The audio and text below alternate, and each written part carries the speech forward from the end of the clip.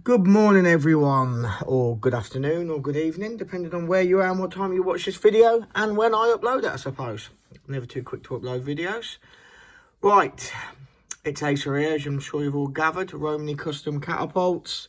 We've got a double whammy here today.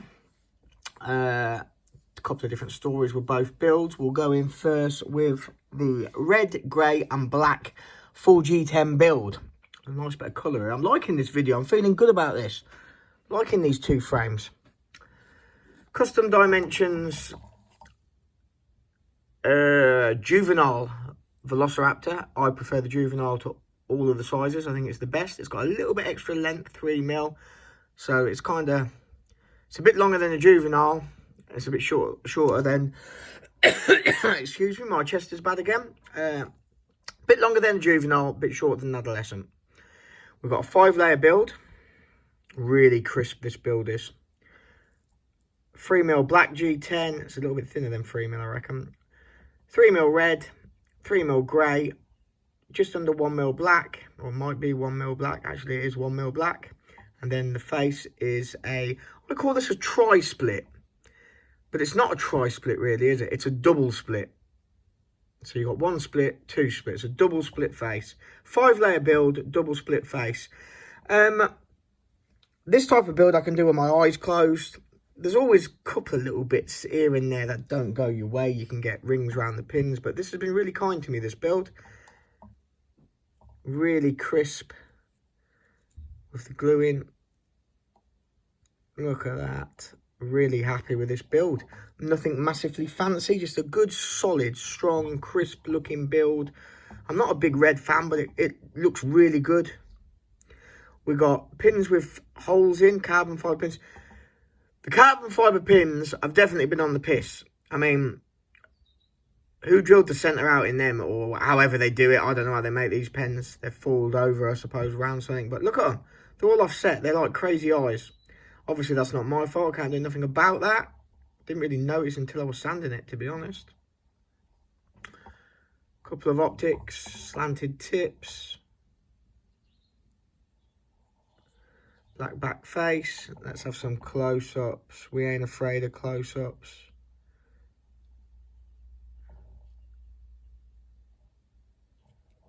Yes, yes, yes.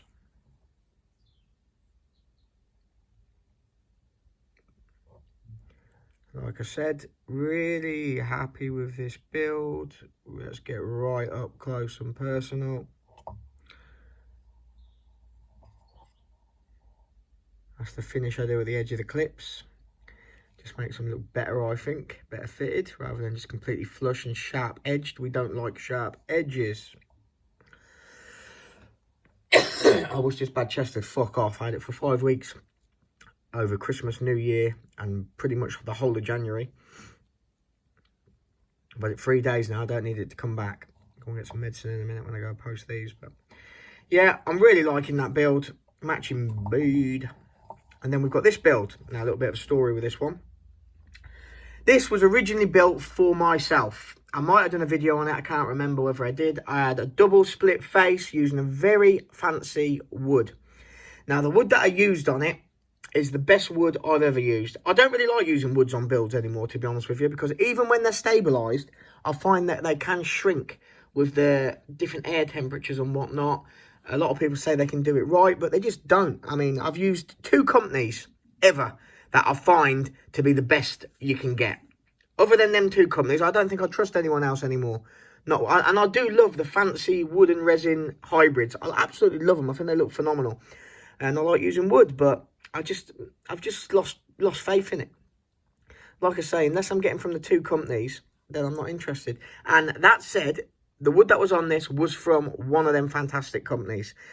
The wood never shrank. I had it for ages. It was absolutely perfect. But then I left it in my trailer overnight in the winter. Temperatures got down to freezing. There was no heating on in there. Went in the next day. The 2 bottom sections had popped off and it had swelled. So it just goes to show, even the best of scale, the best of stabilised woods will still pop off if the temperatures ain't right. I mean, I could have got around that. I mean, you could say, use that wood, just tell your customers, Don't leave it in extreme heats, as in windowsills, and don't leave it in extreme cold. Keep it neutral temperatures. Yeah, that would work. But not everyone does do that. It wouldn't be my fault if it happened like that. Do you know what I mean? It's down to the temperatures, not me. But, I mean, if you left this catapult in the car window and it was 90 or... Well, if it was 90 degrees outside in your car window, it would be well over 100. Epoxy resin glue will soften up in extreme temperatures. So, you've got to look after... You can't be leaving your catapults out in extreme cold or extreme heat. You want them left indoors in room temperature. Anyway, they popped off, so I ripped them off. Flattened it down, completely rescaled the front with a single split. Black carbon clips. I thought the black carbon clips was better than going all green on. And I stand by that decision. I think it looks much better. We've got a carbon spacer here, which matches the carbon liner down the side. Green G10 liner, black back. And this is a lime green, apple green I'd say, micarta. As you can see, there's a little curve in the handle on this. It was a prototype. It doesn't hold any better than a normal Raptor, if I'm honest, and it doesn't hold any worse. It's just a different variation, really. I've only ever done it once. My custom dimensions on this. I never bothered putting an optic on it. I just thought I'd just keep it nice and flush, nice and clean looking. It hasn't got pins.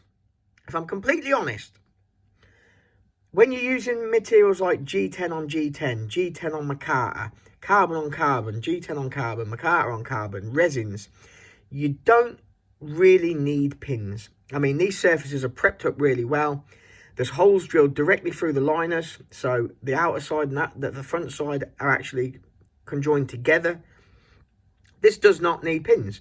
I mean, I like putting pins in all of my builds, 99% of my builds, because I like the look of pins. It gives a show of sturdiness, a show of strength.